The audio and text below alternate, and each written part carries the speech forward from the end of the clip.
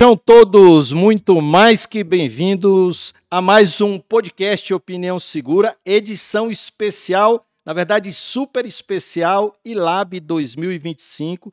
Estamos aqui no Centro de Convenções Brasil 21, Brasília, Distrito Federal, onde o CONCESP organiza esse importante evento para o debate da segurança pública e tenho a honra de receber aqui nos nossos estúdios, nos estúdios volantes da URMove, o meu querido amigo, subsecretário de Gestão de Políticas Integradas da Secretaria de Segurança Pública, meu nobre amigo, Coronel Jaziel. Seja muito bem-vindo, meu amigo. Mais uma vez, é um grande prazer, um grande privilégio, não só estar aqui fazendo parte do ILAB, não só estar aqui junto com o CONCESP, mas estar ladeado com você, meu amigo, estar ladeado com a Última Rácio e estar presente aqui nesse podcast.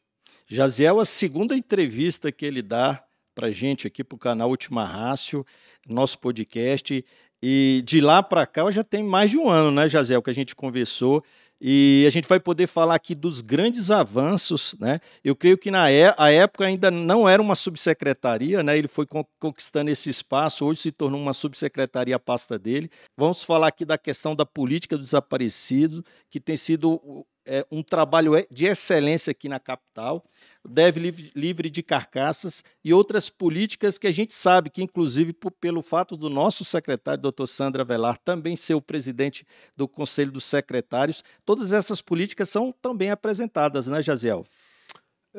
Eu acho que antes de nós avançarmos, sabe, Luciano, em falarmos especificamente sobre as políticas, sobre as entregas, sobre os avanços, eu acho que vale a pena a gente entender um pouco sobre gestão. E eu não tenho dúvida nenhuma disso que eu vou falar agora, de que só é possível a gente falar sobre os avanços que nós tivemos na Subsecretaria de Integração de Políticas de Segurança Pública, aqui na Secretaria de Segurança Pública do Distrito Federal, porque nós temos um gestor que pensa um pouco fora da caixinha. Nós temos um gestor que entende que tem que pensar para além. Nós temos um gestor que pensa no futuro. Então, é um conjunto da obra. Eu só consigo trabalhar com liberdade porque eu tenho um chefe que me deixa trabalhar com liberdade. E o meu chefe só consegue trabalhar com liberdade porque tem um chefe que deixa ele trabalhar com liberdade. E aqui, obviamente, ninguém está aqui, olha só, aproveitando o momento. Não é nada disso. Quem trabalha com o setor público, quem trabalha com gestão pública, sabe muito bem do que eu estou falando. Nós estamos falando aqui de que eu já trabalhei, eu estou com 32 anos de carreira. Eu estou falando de que em alguns momentos da minha carreira pública, eu tive momentos em que eu tentei trabalhar e eu não consegui produzir porque existiam pessoas que eu estava subordinado a elas e que essas pessoas não queriam que a gente avançasse. Elas não queriam produzir. Elas não queriam que quem estivesse abaixo delas ou subordinado a elas, que essas pessoas trabalhassem ou elas produzissem, porque elas, não mexa nisso. Porque se você mexe nisso, eu vou ter que trabalhar mais, né? Então, infelizmente, nós temos no serviço público pessoas que têm essas limitações. E eu não estou fazendo críticas a B ou C, eu só estou dizendo que, felizmente, o Distrito Federal hoje está num contexto, felizmente, nós estamos numa possibilidade hoje de que nós podemos avançar, e eu estou falando da minha pasta, eu estou falando da Secretaria de Segurança Pública, que tem podido avançar não só em políticas públicas, mas em outras áreas também, mas especificamente em políticas públicas, nós temos podido avançar justamente porque nós temos liberdade. E quando nós temos liberdade, Coronel Luciano, é que nós podemos deixar fluir o que nós entendemos que a sociedade tem pedido. E ontem eu estive no evento da Polícia Militar. A Polícia Militar teve a oportunidade de fazer o primeiro ciclo de políticas públicas, né? de conversar sobre políticas públicas. Olha só, nós estamos em 2025. E é a primeira vez que a Polícia Militar tem trazido a sua tropa para conversar sobre políticas públicas internamente, né? E aí eu acho isso extremamente importante, mas o que eu estava dizendo é que, por muitas vezes, em muitos momentos, nós lá atrás, nós brigamos com direitos humanos. Direitos humanos eram um tropeço na vida da segurança pública. Hoje, nós trabalhamos e direitos humanos faz parte do nosso habitué, faz parte da nossa vida. A gente nem repara mais que direitos humanos está no nosso meio. Por quê? Porque nós trouxemos e isso virou o nosso dia a dia. Políticas públicas. Há um tempo atrás, nós não entendíamos muito bem o que eram políticas públicas. Né? O que é? Como é que... E hoje em dia tem feito parte, e a segurança pública tem trazido cada vez mais políticas públicas e tem entendido que nós fazemos parte da política pública, nós fazemos com que a política pública faça parte, né? Porque ela tem necessidade de levar isso à sociedade, a sociedade clama por isso, e cada vez mais que nós nos preocupamos com isso, a sociedade ganha, a segurança pública ganha. E aí, só fechando esse primeiro, amarrando esse primeiro raciocínio, ontem eu dei o exemplo. Hoje eu até, coincidentemente, ontem eu estava com outro relógio que era digital, o senhor também está com um relógio aí que é a moda antiga, né? Analógico. É um relógio de ponteiro, um relógio analógico.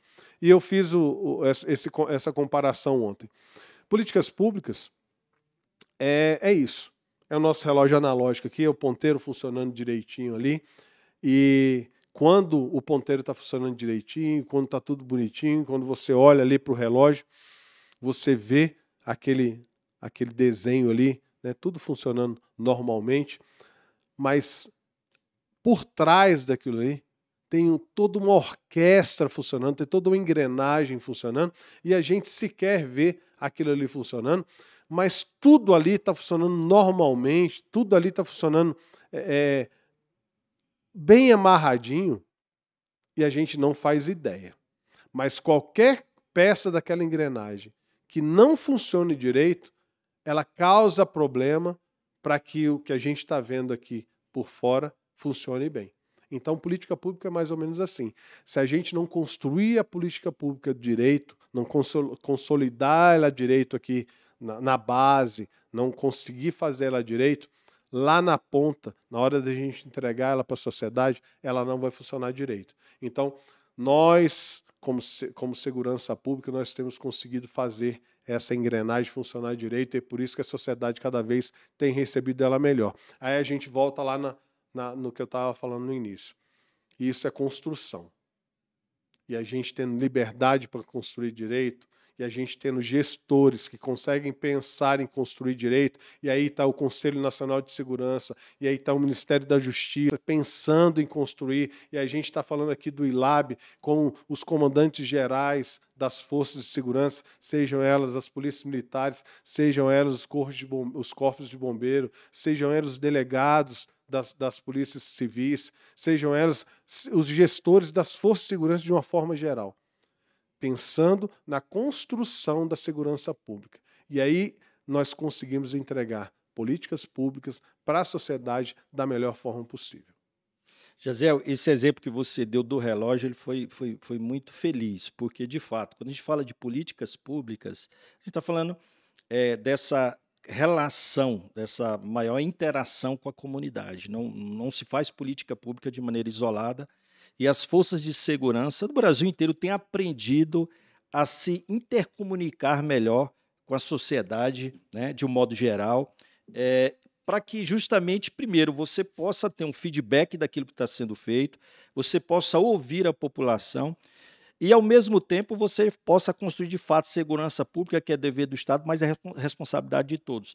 E como você falou, o grande maestro, no caso aqui do DF, e não só, já que ele também é o presidente do CONSVESP, o doutor Sandro, que a gente sabe que tem inúmeras habilidades, já é a segunda vez que ele assume o comando, né, da segurança pública aqui no Distrito Federal, e assumiu num momento polêmico, num momento difícil, né, em que ele conseguiu amenizar muito daquilo que aconteceu. E a gente percebe que sempre foi uma bandeira dele a questão dos conselhos comunitários, dessa aproximação com a comunidade e da valorização das políticas públicas. Não é à toa que era uma unidade que se transformou na subsecretaria, foi criada uma secretaria executiva para que justamente pudesse fazer uma entrega melhor dessas políticas. E os resultados são esses que a gente vê nos índices, né, do cada vez mais diminutos no DF. E Brasília, capital, por sermos a capital, por termos o nosso presidente, né, no Concesp, com certeza irradia todas essas ações que você já falou um pouco delas, mas que a gente vai ter um pouco mais de tempo para você falar de cada entrega dessa que a sua subsecretaria tem feito para a sociedade do Distrito Federal, que são inúmeras. Eu vou começar por um aspecto mais amplo. O senhor tocou no assunto aí que fala de ouvir a sociedade. E uma das coisas que nós, como segurança pública, temos que estar muito atentos é ouvir a sociedade. Porque muitas vezes a gente tem percebido que o que nós pensamos, o que nós vemos de números, que nós vemos de manchas criminais, muitas vezes nos apontam, obviamente, por uma questão científica, elas nos apontam para um caminho, mas o ouvir a sociedade às vezes nos apontam para outro caminho. Não quer dizer que nós devemos deixar de lado o que as manchas criminais, o que a base científica nos estão apontando. Mas nós não podemos deixar de lado também o que o ouvido está nos mostrando. Até porque tem a questão da sensação de segurança, o medo do crime, que não está atrelado necessariamente aos índices, né? Exatamente. Aí o senhor tocou exatamente onde eu estava querendo mostrar. É porque, às vezes, a nossa preocupação ela está muito restrita como cientistas, né, de segurança pública. Nossa preocupação está muito restrita a ir ali mostrar o resultado de redução de índices criminais. Mas nós não podemos largar mão de também mostrar para a sociedade que a preocupação dela nos importa.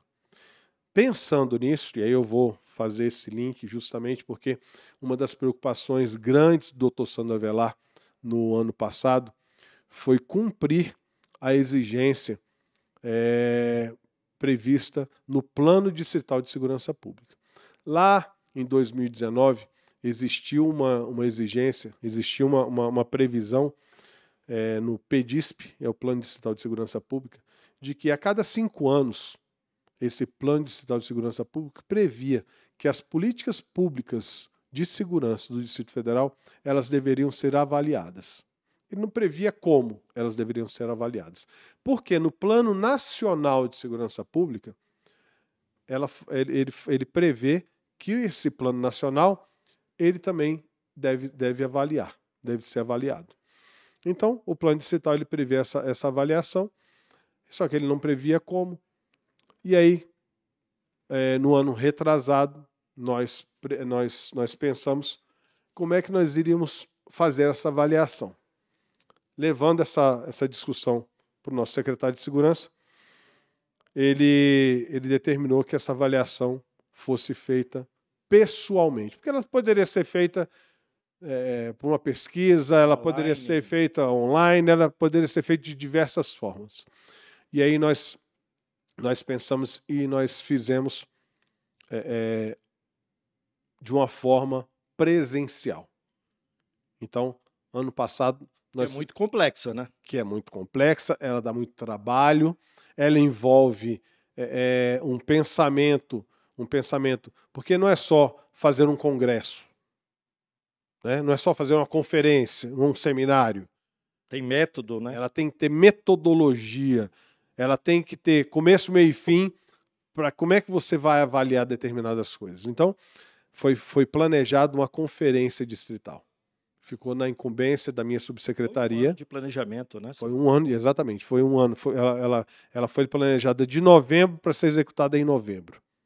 Então, ela envolve não só a metodologia, mas ela envolve o planejamento orçamentário para que isso aconteça, porque envolve gasto, obviamente. Consulta pública, né? Então, em todas as regiões, com todos os segmentos, né, da sociedade. Então, assim, foi um envolvimento 24/7. Foi a primeira unidade da federação. Foi a única unidade da federação. Única.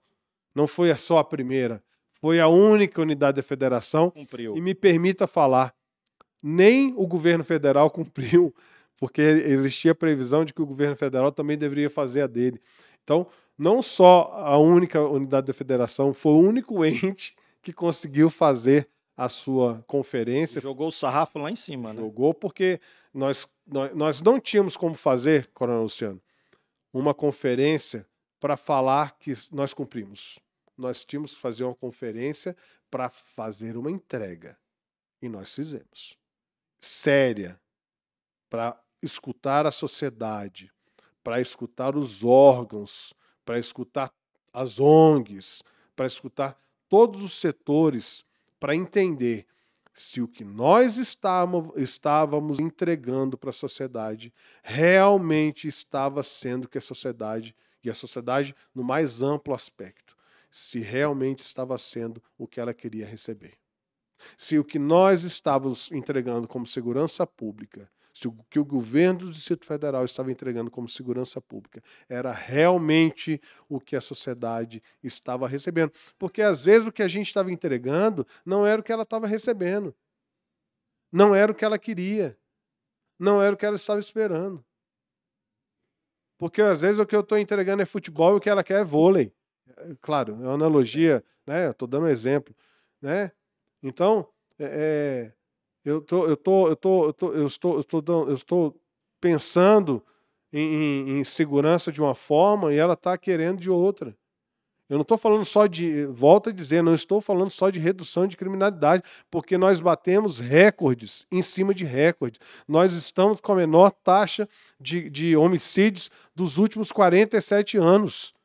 Isso é um recorde que tem que criar um busto, né? Tem que fazer uma placa. Muitas vidas salvas. Né? Exatamente, são vidas que deixaram de ser ceifadas. Isso ninguém tira esse mérito do Distrito Federal. Quando a gente fala, é um recorde de 47 anos, só tocou no ponto exato. Ninguém fala quantas mortes deixaram de acontecer. E detalhe, né? A população aumentou consideravelmente nos últimos 50 anos. O efetivo, se brincar, está quase a metade do que a gente tinha naquela época, entregando mais resultados. Pronto. E aí, olha só, que importante isso que eu acabei de dizer. Coronel Luciano, eu não fiz esse cálculo. Vou até pedir para o doutor Jorge, que é o responsável pela Subsecretaria de Gestão da Informação. Quantas mortes nós reduzimos o recorde, né? Os últimos 47 anos. Quantas mortes deixaram de acontecer? Quantas mortes? X mortes. Quem é que deixou de morrer, Coronel Luciano? A sociedade tem que saber quem foi que deixou de morrer. Porque pode ter sido meu pai que deixou de morrer, Coronel Luciano. Exatamente. Pode ter sido o meu filho. Perfeito. Pode ter sido o meu irmão. A sociedade tem que ter essa visão, tem que ter essa conexão. Porque quando a gente fala exclusivamente em dados, às vezes a gente não tem essa concepção. Ah, não, sabe? Ah, sim, teve uma redução de 10%. 10% são quantas pessoas? É uma pessoa? Essa pessoa quem é? Quem poderia ser essa pessoa? Exato. Né? Mas, enfim, voltando ao que a gente estava falando, nós tivemos a primeira Confedisp, Conferência Distrital de Segurança Pública. E nessa conferência foram ouvidos todas as pessoas. E não foi um evento só, não foi. Vários eventos. Foram, importante mencionar. vamos lá. Né? Nós dividimos essa conferência numa conferência primeira, uma conferência que foi uma conferência regional. Nós fizemos, a Brasília hoje, o Distrito Federal, é dividido em 4 quadrantes, né? Então, nós fizemos nas 4 regiões primeiro, e lá nas regiões nós pegamos o que foi ouvido dessas 4 regiões, filtramos e levamos para a parte online. Por quê? Porque às vezes a pessoa não consegue presencialmente estar nas 4 regiões. Por que as 4 regiões? Porque o que o Gama, o que a região do Gama, o que a região sul tem para falar, é diferente do que a região metropolitana tem para falar, porque eles são vidas diferentes, Dores diferentes. Exatamente, são dores diferentes. Né? O que a região oeste tem para falar é diferente do que a região leste tem para falar. São vidas diferentes. Né? Um tem metrô, outro não tem. Um passa ônibus de uma forma, outro não passa. Enfim, então o que a gente queria era ouvir o que cada um tem para dizer. Então, fomos para a parte online. Na parte online, quem não conseguiu falar lá presencialmente na sua região, teve a oportunidade de participar online. Pronto, daquilo tudo ali. E Jaziel, me permita dar um destaque a essa fase, porque eu participei de algumas delas, e assim, eu fiquei extremamente encantado, porque foi a primeira vez que eu vi reunido num local todos os segmentos. E ali, quando eu falo todos, é o aluno da escola pública, é o professor, em mesas redondas em que você via um policial militar, um policial civil, advogado, um bombeiro, um aluno do segundo grau, um aluno, e uma discussão. Segundo grau no ensino médio, eu estou velho demais. Uma discussão interessante ali, todo mundo colocando no papel, foi feito dinâmicas para que todos entendessem o porquê daquelas questões, tudo anotado, protocolado, com a metodologia. Metodologia, né? Então, eu fiquei muito encantado com o que eu vi, viu? E aí depois, eu sou meio... Eu sou meio didático demais, né? Então, assim, o que a gente fez com isso tudo? A gente bate tudo no liquidificador, separa aquilo tudo ali, passa na peneira e leva isso tudo que foi organizadamente para a conferência, especificamente. Então, todos os temas separados por temas e a gente leva organizadamente para a conferência. E lá na conferência nós discutimos em várias salas, vários temas, separados por temas, especificamente por temas, enfim, lá foi discutido. Da conferência, na conferência não saiu assim, esse tema lá na conferência foi deixado de lado. Esse aqui teve mais voto, menos, não. Todos foram enfrentados. Todos foram enfrentados, e lá na conferência a sociedade estabeleceu prioridades. Na conferência, esse tema aqui teve uma priorização maior. José, é importante também frisar que quando você fala sociedade, obviamente passando por um segundo plano mais representativo na conferência, foi feito todo um convite, e eu sei porque numa dessas fases eu também participei, convocando a sociedade acadêmica, e a gente está falando das universidades, dos alunos, das instituições, para dar, obviamente, aquela chancela acadêmica, sim, naquilo que estava sendo produzido, e isso não é fácil, conclamar a sociedade, porque, infelizmente, a gente não tem uma sociedade muito participativa, né? Então, a gente precisou fazer esse convencimento. Movimento. O senhor participou do convencimento, inclusive. Exato, para que a gente tivesse os atores certos, representando todos os segmentos, até para que o produto final ele tivesse relevância e coerência, chancela, né? Exato, dentro daquilo que a gente fala como algo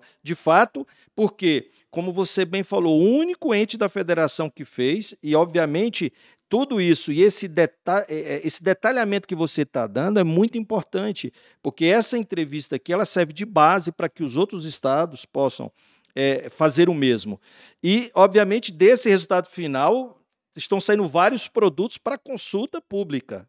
Né? E, assim, é importante salientar que a OAB participou, Ministério Público, o Tribunal de Justiça, Legislativo, Defensoria Pública, os órgãos do Distrito Federal. Vamos lá, quem mais?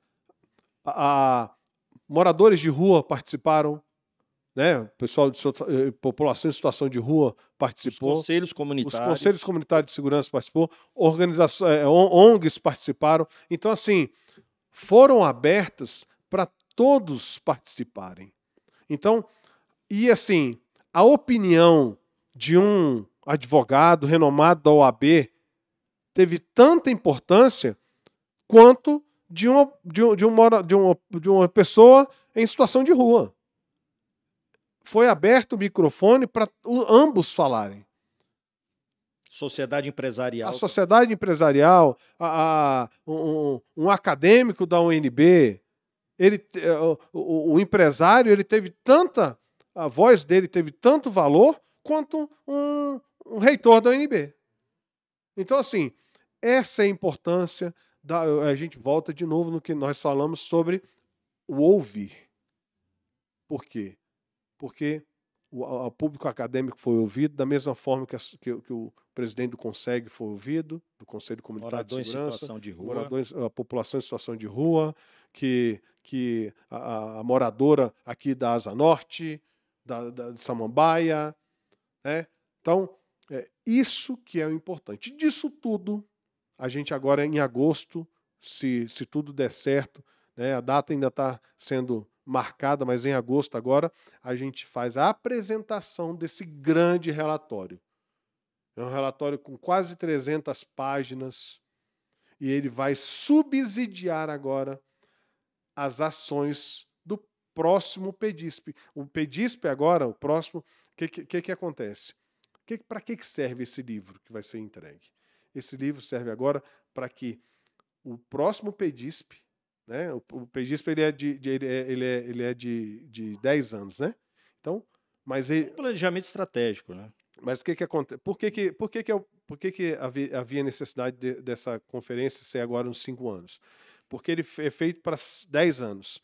Com 5 anos você faz uma conferência e começa a planejar já a modificação para o próximo. Então é muito inteligente essa estruturação. Não, e é interessante porque os próximos gestores, porque daqui a um tempo você não vai estar aqui, doutor Sandro, e eles vão ter que dar continuidade àquilo que foi decidido.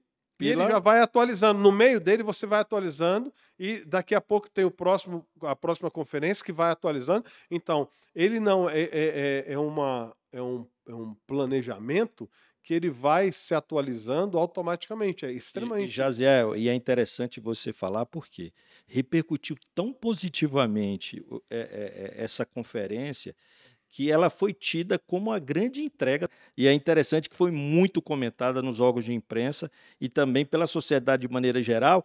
E quando eu falo que joga o sarrafo lá em cima, é porque isso faz com que as outras secretarias também se sintam cobradas pela sociedade para fazer o mesmo, né? Porque é importante esse ouvir, né, a sociedade. E não só as outras secretarias, mas os outros estados. Também, e o próprio governo federal.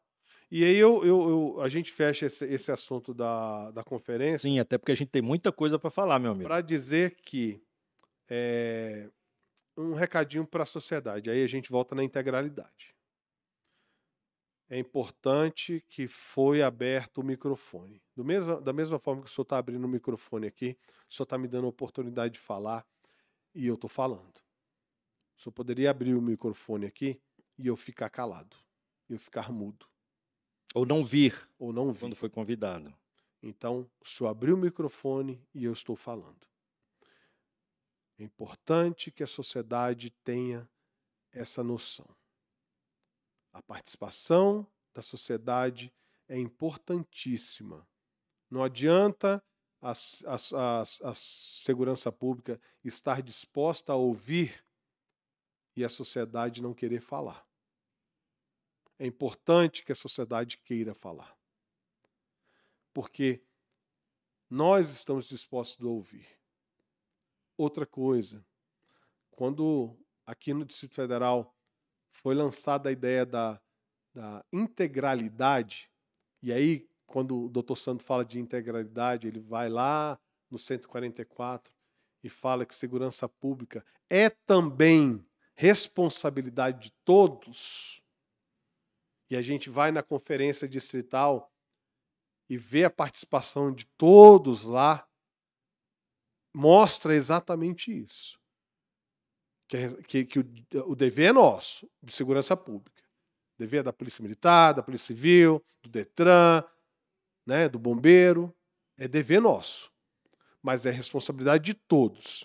E se você não vier como sociedade aqui e mostrar onde é que a gente está, de repente, não enxergando, né, e levantar o dedo e falar, ó, eu estou achando que a gente pode fazer. Porque às vezes o que é óbvio para a gente não é óbvio para você. E o inverso também. Nós somos, né, da área de segurança pública. Mas às vezes a gente não está conseguindo enxergar e você levanta o dedo e fala assim, ó, você não acha que podia virar para cá? E a gente, poxa vida, não tinha percebido isso. E a gente vira para cá e acertou. Né? Então, a sociedade tem obrigação de participar do processo. Ela tem obrigação. Eu sou sociedade. Quando eu saio ali da Secretaria de Segurança Pública e vou para minha casa, né? Quando a gente tira a farda, eu passo a ser sociedade. Porque eu sou pai, porque eu sou irmão, sou filho. No final de semana, vou na igreja, vou na padaria. Eu sou sociedade. E eu tenho que participar do processo. Essa é a integralidade que o doutor Sandro fala. É assim que nós, sociedades, temos que participar. Então, é isso. É participar do processo. É na hora que o CONSEG, né, que o Conselho Comunitário de Segurança chama para a reunião, é ir lá participar da reunião. Inclusive, o secretário tem ido em todas as regiões administrativas para ouvir a voz dessas comunidades. Né? E não basta só reclamar, tem que participar. Tem que participar. Né? Então, finalizamos aqui essa parte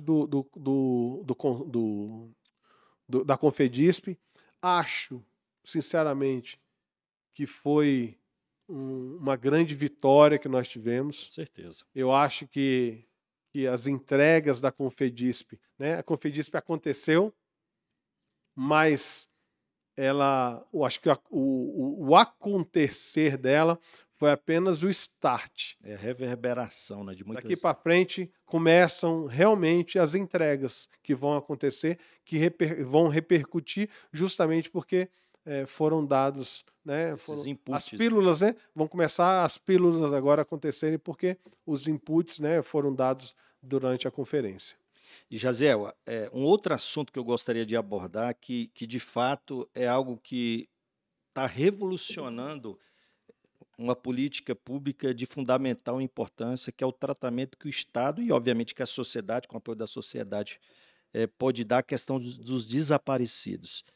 E falo isso porque sempre que eu tenho acompanhado alguns eventos, alguns pronunciamentos, inclusive seus a respeito dessa pauta, é algo que a gente percebe que você tomou para si como uma dor sua também.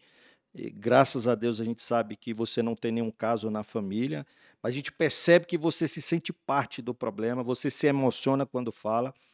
E esse seu start inicial, embora a Polícia Civil, por obrigação legal, tem feito um trabalho, inclusive o DF é uma referência no Brasil em relação a essa pauta, mas, obviamente, a secretaria, com olhar e com essa facilidade de acesso à comunidade, de um modo geral, também trouxe para si essa responsabilidade a partir do seu trabalho e da tua equipe. E eu gostaria que você falasse um pouco sobre essa questão do tratamento que a Secretaria de Segurança Pública tem dado à questão dos desaparecidos aqui no Distrito Federal, que, inclusive, tem servido de referência para o Brasil. Bom, a pauta de desaparecidos é uma pauta que me é muito cara.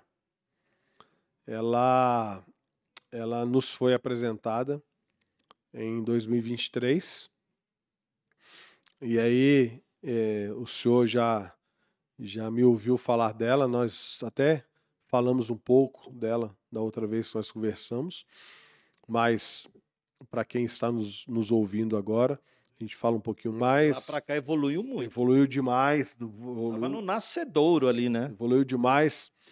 Mas a pauta de desaparecidos, ela é muito cara porque ela é algo que não tem, eu garanto isso, não tem como a gente se deparar com ela e ficar insensível. Por quê? Porque a partir do momento em que a gente se depara com uma pauta dessa e se coloca na situação de quem está passando por isso, não tem como você... Os testemunhos, né, que são dados das São famílias. tristes demais, são tristes, assim, você fica sem chão. E essa é a realidade. Então, 2023, qual era a realidade do Distrito Federal? Vamos lá, um pouquinho atrás ainda. Em 2019, o Ministério da Justiça lança a Política Nacional de Busca de Pessoas Desaparecidas. Em 2019 é o nosso marco temporal, é o que nós tratamos aqui na Secretaria de Segurança como marco temporal. Né? Desde 1500 existe desaparecimento de pessoas no Brasil. Né? Só que de lá para cá, em 2019, há a publicação da Política Nacional.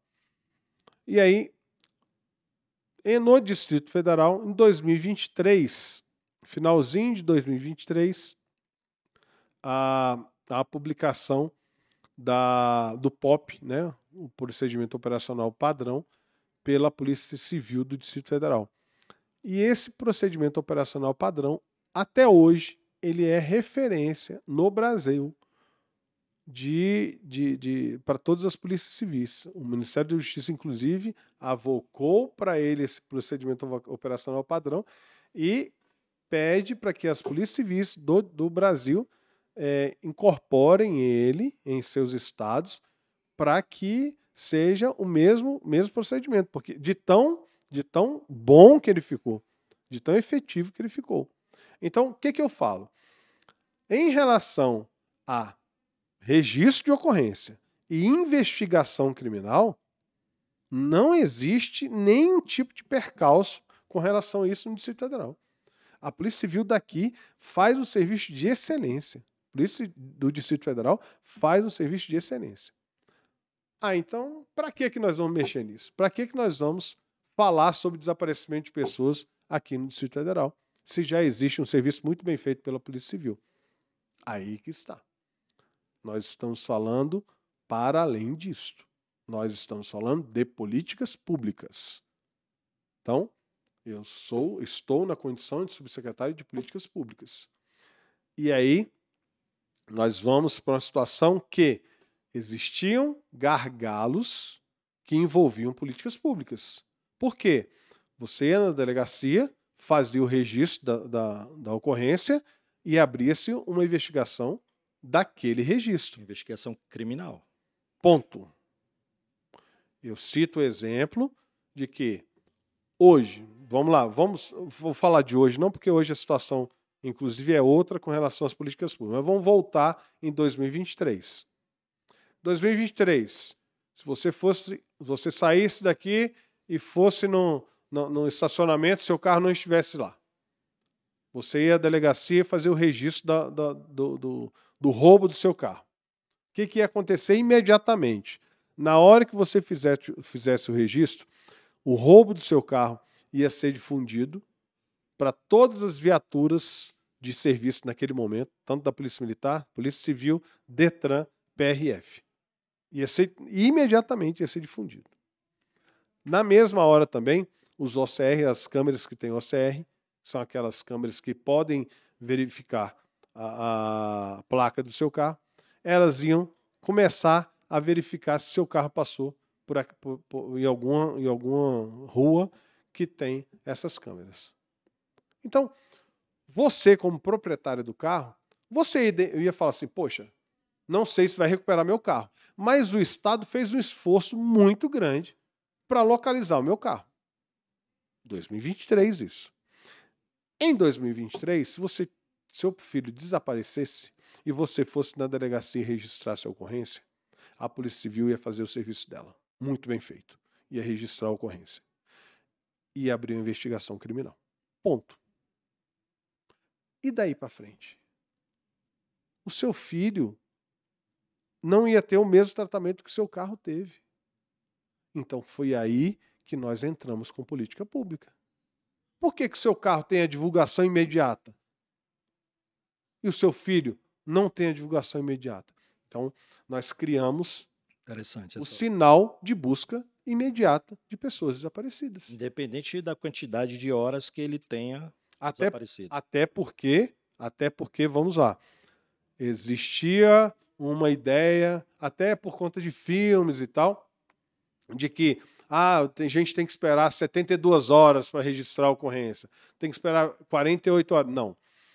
Inclusive, existe um hashtag chamado não espere 24 horas. Não existe isso. Há uma ruptura da rotina da pessoa, você tem que registrar a ocorrência. Então, vamos lá. Registrou a ocorrência hoje em dia no Distrito Federal. Nós lançamos o sinal de busca imediata. Registrou a ocorrência, imediatamente, esse registro dessa ocorrência, a gente gera o template, que é pegar a imagem, a foto daquela pessoa desaparecida, colocam os dados, onde é que ela desapareceu, que roupa que ela estava trajando, né? Os dados básicos ali daquela ocorrência. Imediatamente a gente manda para 30 órgãos, seja do Distrito Federal, são 30 órgãos que fazem parte desse protocolo.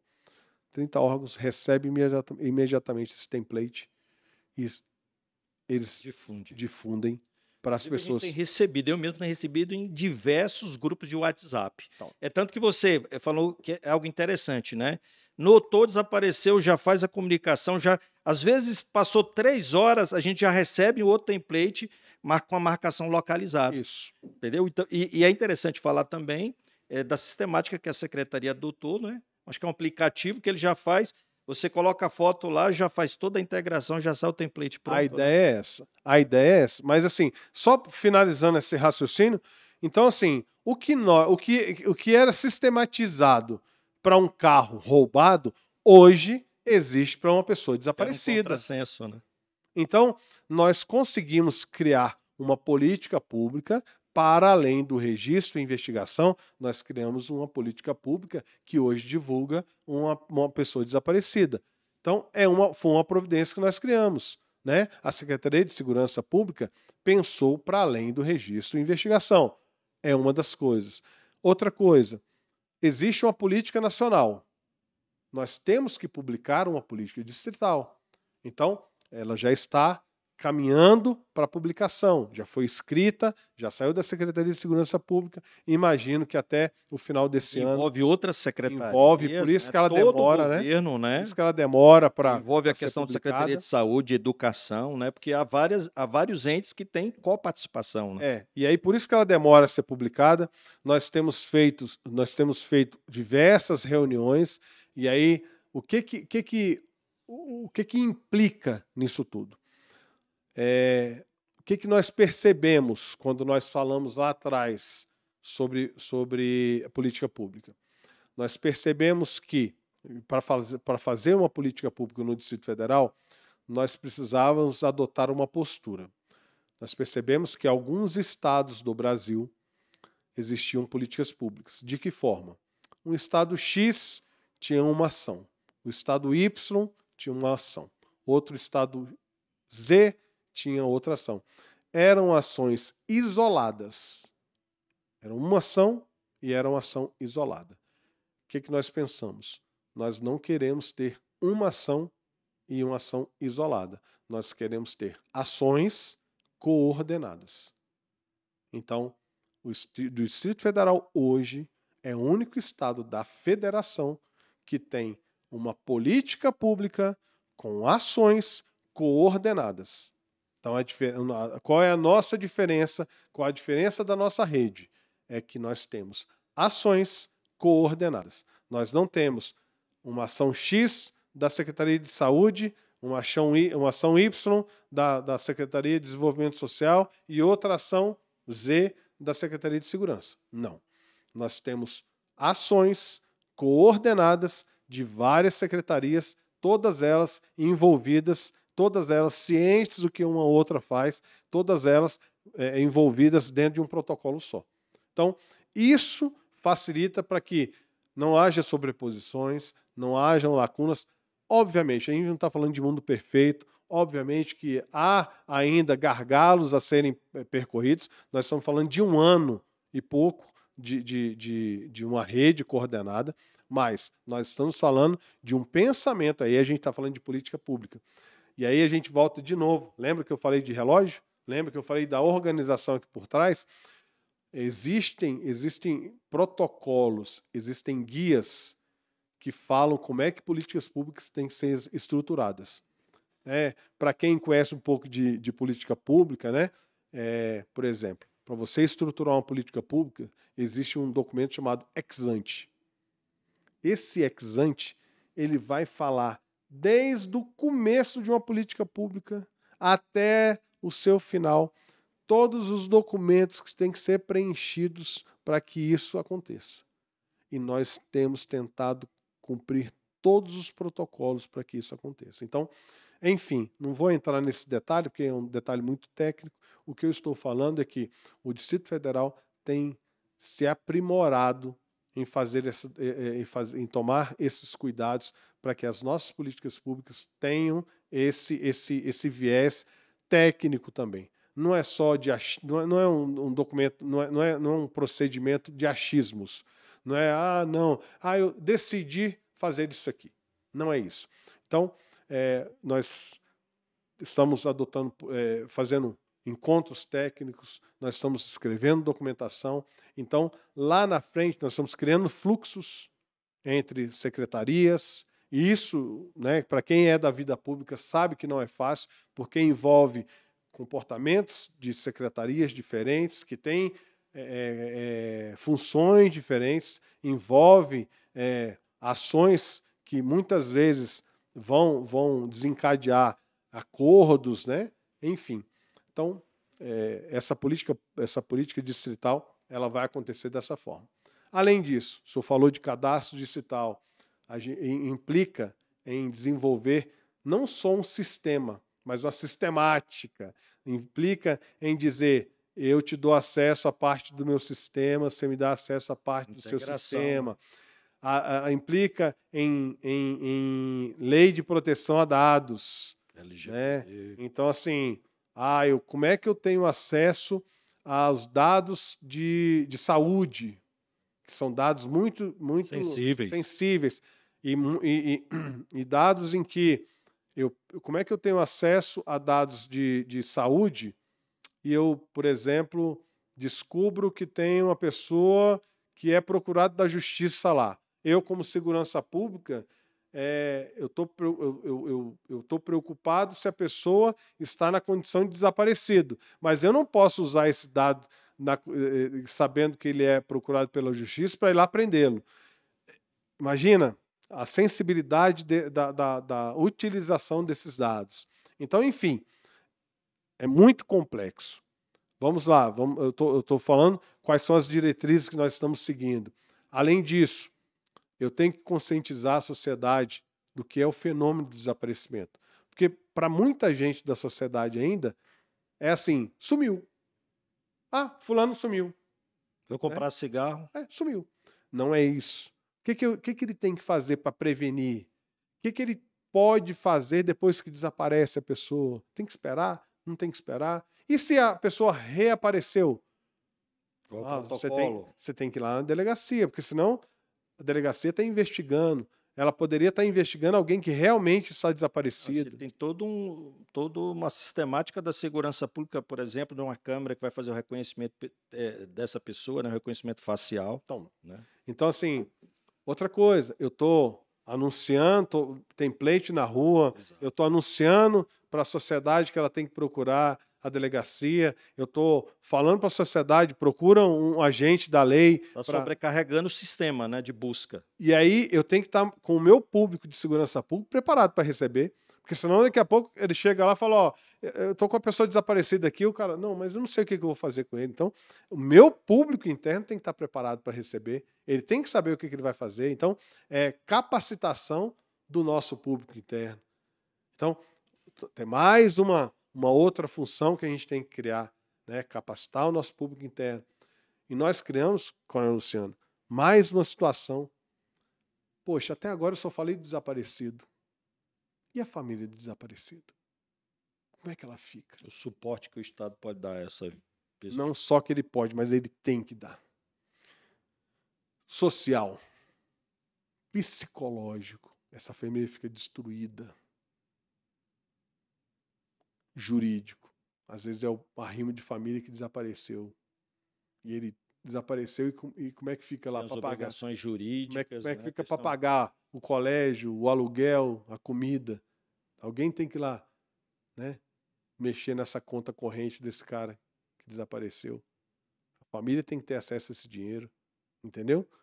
Então, a OAB está parceira nossa, a Defensoria Pública, o Ministério Público está ajudando a fazer isso.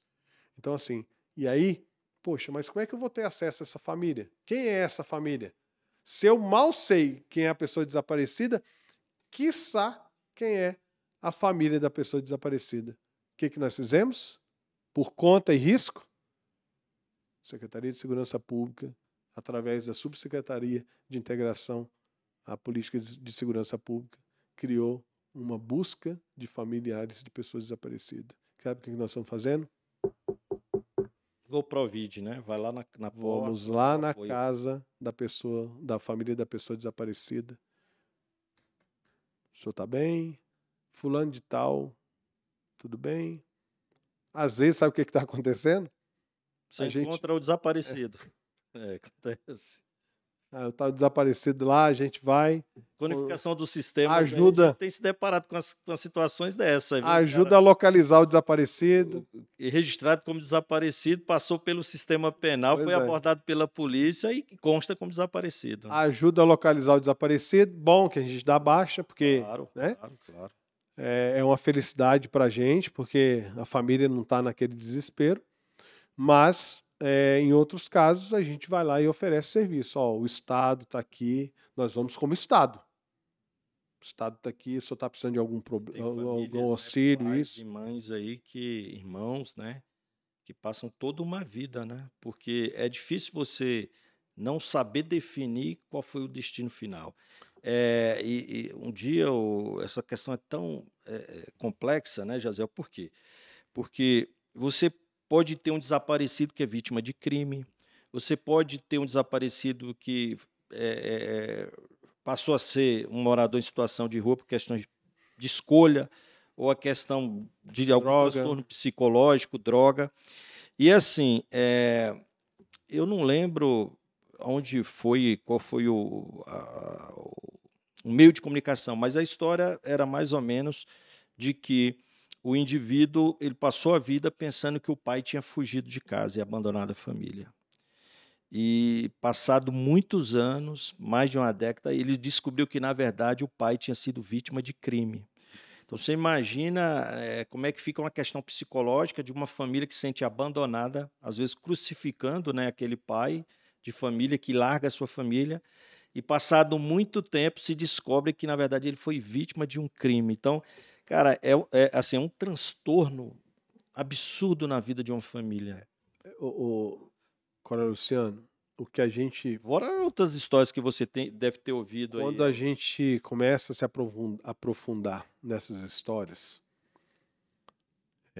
a gente sofre demais. A gente passa a sofrer com a família. Sem nunca ter tido contato.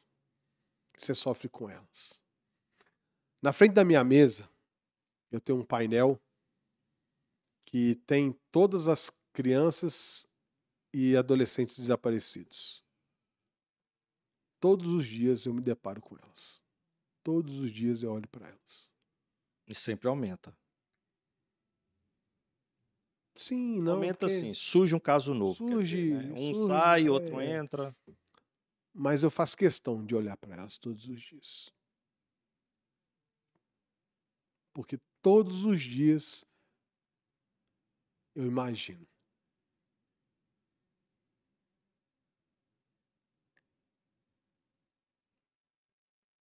Que poderia ter ser o seu filho. Eu sei disso, cara. Eu sei que eu já acompanhei algumas falas tuas e vejo que você fica mexido com isso. Porque você se sente parte. Né? E eu acho que para quem está em casa, né, que tem filhos, Eu acho que já passou por 1 segundo, 2, 3 segundos, naquele momento que tu procura teu filho, ele está debaixo da mesa ou está ali, né, no shopping, e você sente uma carga de tensão absurda. Agora, você imagina isso por dias, por meses, por anos. É isso. Eu sei que isso toca muito, cara, É isso. porque já vi você falar dessa pauta, e É que isso. bom que a gente... obviamente bom para a sociedade, mas também ruim para você, porque obviamente isso lhe causa dor, sofrimento, Não, né? mas é isso que faz a gente, é isso que faz a gente acordar e tentar buscar uma solução todo dia. Eu me lembro, todas as vezes que eu falo sobre esse assunto, eu me lembro, tem dois episódios que eu sempre me lembro e eu faço questão de comentar, porque eu acho que tem que comentar, porque tem que sensibilizar. Essa pauta ela só vai quando sensibiliza. São 2 casos. Um de uma senhora que o filho dela desapareceu tem 12 anos. Acho que eu já falei isso para o senhor. Se não falei, eu falo agora. Tem 12 anos que o filho dela desapareceu. E ela fala que ela entra no mercado. Essa é a fala dela. Ela entra no supermercado e às vezes ela está dentro do mercado assim, ela olha lá no final do corredor, ela sai correndo porque ela acha que é o filho dela que está lá. E ela vai ver que não é o filho dela. Ela fala assim, que todo dia, à noite, ela enterra o filho dela. Tem 12 anos isso, Coronel Luciano. 12 anos. 12 anos. O meu filho mais velho tem 13. Então ela tem quase a idade do meu filho mais velho. Então tem 12 anos que ela fala. Tem 12 anos que eu enterro meu filho toda noite. Mas todo dia de manhã ele ressuscita na esperança de eu encontrar ele de novo. Como é que uma mãe dela... Como é que uma mãe dessa vive? Foda, cara. Como é que uma mãe dessa vive? Você consegue imaginar um negócio desse? Você consegue imaginar a vida de uma mãe dessa? E vários relatos, né, que a gente ouve aí nos... A Jovita, a mãe da Priscila Belfort, do Vitor Belfort. Caso mais midiático, né? Ela tem 20 anos que a Priscila desapareceu. Outro dia ela estava falando no evento lá do Ministério Público. Tem 20 anos que a Priscila desapareceu. Ela falou, de vez em quando eu me pego pensando se eles estão cuidando bem dela. Se ela está passando frio, se ela está passando fome. Tem 20 anos, o coração da mãe está pensando se ela está passando frio, se ela está passando fome. E ela abraçou a causa, né? Ela trabalha no Rio nessa causa. Então, assim, como é que você não acredita na causa? Como é que você não vai buscar solução para a causa? Então, eu tenho falado, Luciano, e aí a gente, assim, enquanto tiver uma pessoa desaparecida aqui no Distrito Federal, a gente não vai desistir. E aí, eu fecho esse assunto aqui, porque assim, o anuário saiu recentemente, o anuário aqui do Distrito Federal, e lá no anuário, dentre vários dados de desaparecimento, tem outros dados sobre outras partes de segurança pública, mas sobre desaparecimento, entre vários dados, tem um dado lá que 98% das pessoas desaparecidas foram localizadas. Eu tenho 2 informações importantes para falar sobre isso. Primeiro,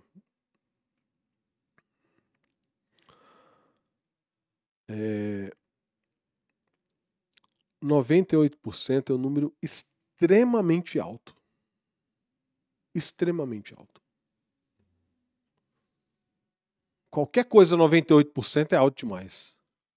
Se você falar assim, a gasolina subiu 98%, é um desespero.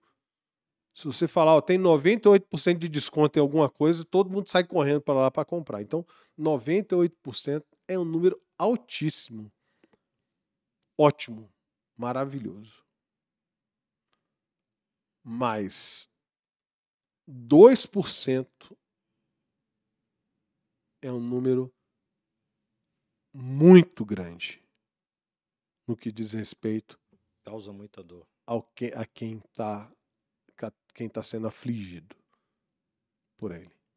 Então, às vezes a gente pode pensar assim, mas por que você vai ficar se empenhando? Por que vai movimentar uma rede toda? Porque lembra que eu falei lá, movimenta secretarias, movimenta Ministério da Justiça, o trabalho é muito grande. Assim, para quem não consegue entender, para a gente fazer movimentar isso tudo, é um trabalho hercúleo. Não é fácil. Por que você vai ficar dando esse trabalho todo e tal? Sabe por quê? Porque 2% é muita coisa. E eu vou colocar mais um adendo. É muita coisa, e você que achar que não é, se o seu pai, o seu filho, a sua mãe, um parente seu, tiver nesses 2%, aí você vai entender por que 2% é muita coisa. E eu não estou falando isso porque tem parente meu envolvido nisso, não. Porque não tem. Graças a Deus, eu nunca tive nenhum parente meu desaparecido. Eu faço esse esforço todo porque eu me coloco no lugar de alguém. Então você que acha que essa movimentação toda talvez não tenha sentido, tem, por causa desses 2%. E eu vou fazer a outra referência dos 98%. 98% só foi possível porque existe uma grande rede envolvida. Só foi possível porque a Polícia Civil faz o serviço dela muito bem feito. Só foi possível porque o Corpo de Bombeiro acreditou na rede. Só foi possível porque a Secretaria de Saúde resolveu abraçar a causa. Só foi possível porque a doutora Poliana do Ministério Público resolveu cair para dentro e vir ajudar. Só foi possível porque o secretário de Segurança Pública resolveu acreditar na causa. Então, só foi possível por isso. Porque a rede fez acontecer. Então, eu só queria finalizar aqui, dizer para o senhor que uma rede muito bem estruturada faz acontecer. Uma rede que foi... Vou dizer mais. Era inimaginável essa entrevista hoje. Hoje é que dia? Hoje é 1º de julho. Era inimaginável, Coronel Luciano, que a gente estivesse falando sobre esses dados aqui hoje. Sabe por quê? Porque ninguém nunca acreditou que a gente ia chegar aqui falando sobre desaparecidos e a gente está falando. Então, eu só agradeço por tudo, entendeu? Porque o processo aconteceu. Enfim, a rede está estabelecida, a corporação, a polícia militar, enfim, todos, né? Todas as articulações, todos os entes, todas as redes, todos os que fazem parte da rede acreditaram no processo. E é isso. Eu acho que o que era inimaginável aconteceu, e eu vou dizer, e nós só estamos começando. Nós só estamos começando. Eu acho que tem muita coisa para a gente entregar a partir de agora.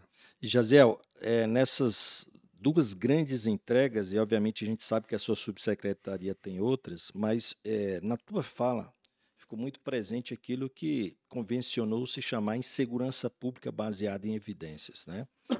por conta dessa análise, né, e desse cuidado com a metodologia de todos os programas que estão sendo desenvolvidos, até porque a gente sabe que há também o controle do Tribunal de Contas, e é importante porque são recursos que são aplicados, né, nesses programas, e a gente precisa dar respostas também dos recursos que são investidos, e não só.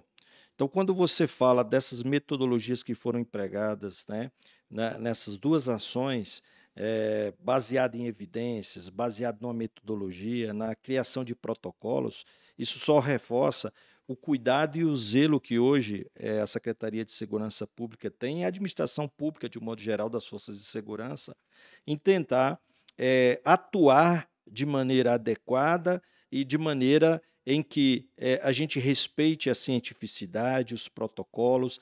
Você falou que há também questões jurídicas que precisam ser, porque às vezes o cidadão ele não tem ideia de como você precisa movimentar o Estado e a sociedade para que a gente possa ter ações coordenadas. Quando a gente fala, por exemplo, de reconhecimento facial, de integração de dados, como é que você busca esses dados na iniciativa privada, como é que você faz a orquestração de quem vai acessar esses dados.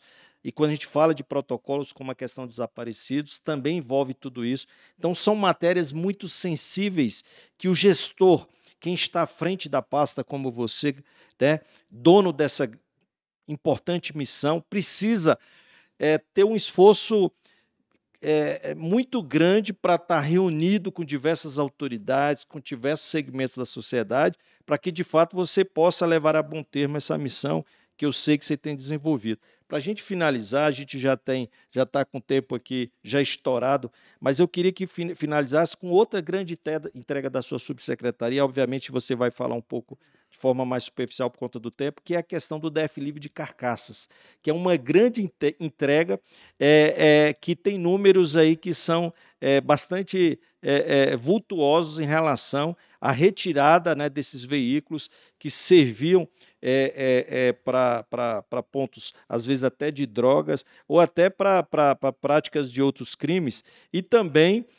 fazendo contraponto com outra grande entrega que é mais atual, que é a questão da CPTED. Eu gostaria que você falasse um pouco de forma conjunta dessas duas outras ações da sua subsecretaria, que são muitas entregas, hein, meu amigo, em curto espaço de tempo.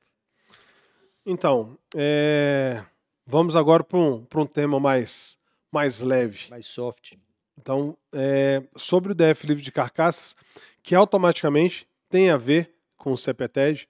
Na verdade, o DF Livre de Carcaças está dentro do CPTED. Quando a gente fala de CPTED, a gente está falando de uma metodologia de rearranjo arquitetônico, até bonito falar, né? Visando a prevenção de crimes, né? Então, o DF Livre de Carcaças é um programa que nós temos na Secretaria de Segurança Pública que visa retirar das ruas, né, carros abandonados, veículos abandonados ou carcaças abandonadas. A gente trata de carcaças abandonadas, são aqueles veículos que não têm mais condições de trafegar. Então, por um lado, são veículos e carcaças abandonados que, pelo lado ambiental, eles viram ali criadouros, né, de mosquitos, né, de mosquitos da dengue e tal, e pelo lado criminal, né, pelo lado da visão de crimes, eles acabam virando ali local para guardar armas, para guardar drogas, ou para que o bandido, né, para que o criminoso, ele se homizie, ele também leve ali alguma vítima para cometer crimes ali dentro, né? Então, uma vaga, né, que você... Além de ocupar uma vaga, além de deteriorar o ambiente, né, a questão visual do ambiente, né, a questão da teoria das janelas quebradas, ele acaba atraindo para o local a possibilidade, se já tem um carro jogado ali, eu posso colocar um sofá velho meu ali, eu posso também colocar lixo, enfim. Então, o DF Livre de Carcaças ele tem essa visão de tentar transformar aquele ambiente ali num ambiente menos propício, né, a questão de desordens, né? Então, nós já retiramos do Distrito Federal mais de 5.000 carcaças, veículos abandonados, e ainda tem aí, eu ouso dizer que ainda tem mais aí umas 3, 4 mil ainda para serem retiradas. Nós estamos fazendo um trabalho difícil, da gente conseguir conscientizar a sociedade. E nós estamos agora numa fase em que nós estamos fazendo um acordo de cooperação Detran e DR. Uma empresa fez uma concessão pública com o DR e agora nós estamos numa fase em que a gente tem buscado a sustentabilidade do programa, que é começo, meio e fim. Não adianta mais retirar a carcaça. Aonde vai essa carcaça? Ela ir para o pátio do Detran, depois o Detran leiloa isso, ou o DR leiloa isso, e aí quem compra, ele retira as peças que ele quer e depois joga ela de novo na rua. Então, essa concessão pública... Tem que ter um ciclo sustentável. E um ciclo completo que quem compra essa peça lá dessa empresa de concessão pública, ele tem a obrigação de dar fim, um destino final, que não é vender para como é que é? Um lata velha, como é que é? Um ferro velho. Então, vai dar um destino final, ele vira uma liga metálica e tal. Então, a gente vai conseguir finalizar esse processo e esse resíduo não volta mais para a rua e a possibilidade de reduzir consideravelmente os nossos veículos abandonados nas ruas. Automaticamente, a gente vai reduzir também os nossos recolhimentos e aí acho que cada vez mais a gente vai conseguir diminuir a quantidade de recolhimento. Quando a gente vai falar de CPTED, a gente tem desenvolvido aqui a prevenção criminal através do desenho ambiental. Né? Então, a ideia é que cada vez mais nós temos a possibilidade de atuar no local, fazendo ali um desenho, né? Fazendo ali um retrato do local, né? E atuando ali para que as desordens elas sejam identificadas. Né? E a gente vem de novo aí falando da participação da sociedade na identificação desses ambientes em que tanto haja a criminalidade, a gente está falando da parte científica, mas também haja a sensação de insegurança para que nós atuemos, nós como Secretaria de Segurança atuemos e nós possamos trazer para aquele local novamente, restabelecer naquele local a parte de mancha criminal, retirar dali a parte onde há criminalidade, mas também restabelecer ali a sensação de segurança. Mas para que esse serviço seja um serviço completo, há a necessidade da retomada da sociedade, é o que a gente chama de territorialidade. Se nós formos, por exemplo, numa praça, lá, sei lá, em Taguatinga ou aqui na Asa Sul, é uma praça, ela está maltratada, as aves estão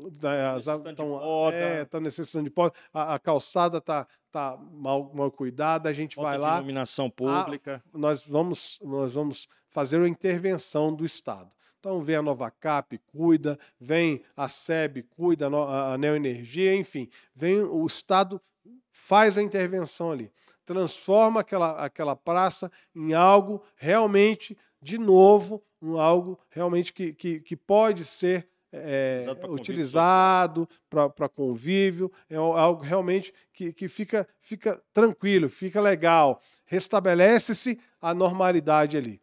Se a sociedade não for ali e começar a frequentar, e ela deixar de novo que seja depredado, que a criminalidade tome conta, que os maus elementos comecem a depredar novamente, a gente perde a territorialidade e a gente, de novo, vai ter uma praça daqui a pouco do jeito que ele estava anteriormente. Então, é um conjunto de atuação do Estado e atuação da sociedade para que aquilo ali combine.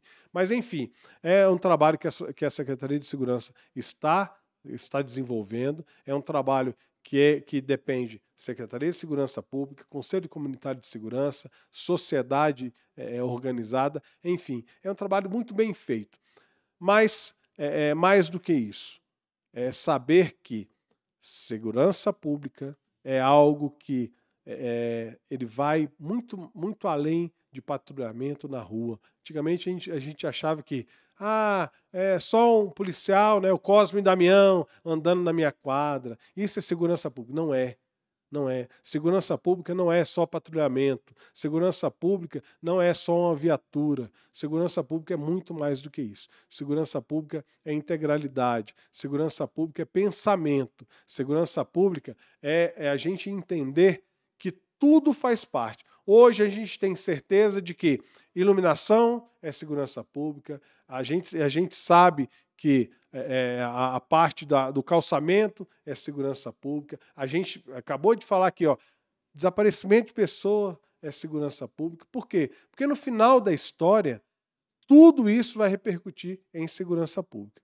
Então, acho que a gente pode caminhar aqui para o final da nossa entrevista, do nosso bate-papo, Coronel, com a certeza de que tudo que tem sido feito aqui no Distrito Federal pela Secretaria de Segurança Pública tem sido no caminho de buscar a melhor opção para a sociedade brasiliense, para que ela seja um pouco melhor, para que nós deixemos legados aqui no Distrito Federal para os nossos filhos, né? Eu não sou brasiliense, eu sou carangolense, né? Eu sou de Minas Gerais, mas vivo aqui desde meus 5 anos de idade, mas meus filhos são daqui e é a cidade que eu quero deixar para eles, é uma cidade melhor, é uma cidade que eu quero continuar morando aqui por muito tempo ainda, mas é uma cidade que nós temos o privilégio. Nós hoje somos a segunda capital mais segura do país, muito próximo aí de passar já de Florianópolis. Eu não tenho dúvida nenhuma que nós vamos passar Florianópolis, porque nós temos todas as condições disso. E certos de que o nosso quadradinho aqui está muito próximo de que... Porque aqui nós saímos celular tranquilo na rua, né? Outras capitais talvez nós não tenhamos essa tranquilidade, mas aqui nós temos todas as condições de fazer isso, porque a segurança aqui é pensada para isso. Jaziel, muito obrigado pela essa sua fala. A gente aprendeu um pouco mais sobre essas importantes entregas da Secretaria de Segurança Pública. Espero que te vê-lo em breve para que você nos atualize, que eu sei que provavelmente na próxima entrevista você vai ter mais duas ações aí meritórias na área de políticas públicas, novidades, e também vai poder detalhar um pouco mais da evolução. Já lembrou de mais alguma coisa? Lembrei, não posso deixar de falar, não, porque para você ver como é que são as coisas. Nós concorremos em Dubai esse ano agora, esqueci de falar sobre isso, tanto o desaparecimento de pessoas quanto a questão do CEPETED. Nós somos finalistas em Dubai agora, num prêmio que é lá de Dubai. Agora me falha a memória o nome do prêmio, mas enfim, nós foram três para a final. Nós fomos um dos 3 que foram para a final, tanto no Desaparecidos quanto no CEPETED. Inclusive fizeram apresentações, nós tivemos integrantes que fizeram a apresentação, então, assim, levando essa questão para fora do Brasil. Internacionalmente nós estamos concorrendo em premiações, justamente porque nós estamos fazendo um trabalho de excelência. Então, assim, com relação ao desaparecimento de pessoas, nós somos o único estado, né, que tem, como eu falei, isso estabelecido coordenadamente. E com relação ao CEPETED, nós somos o único estado da federação que o CEPETED está como política pública de estado, né? Então, assim, é um mérito nosso, é vanguarda aqui do Distrito Federal, e eu espero que nós continuemos aí com várias outras aí. Nós ganhamos aqui no Distrito Federal, ganhamos prêmios com o Viva Flor, né, que é uma outra pauta, é de outra subsecretaria, mas é mérito aqui da Secretaria de Segurança Pública do Distrito Federal. Obrigado, meu amigo. E esse foi mais um episódio especial do nosso podcast Opinião Segura, aqui diretamente do Centro de Convenções Brasil 21, no ILAB Segurança 2025, promovido pelo Concesp. Temos a honra de ter tido aqui um bate-papo muito interessante com o Coronel Jaziel, que é subsecretário de Gestão Integrada de Políticas Públicas do Distrito Federal. Um forte abraço a todos e até o próximo podcast Opinião Segura. Forte abraço, força e honra. Obrigado, meu amigo. Muito obrigado, abraço e um ótimo evento para nós. Um abraço.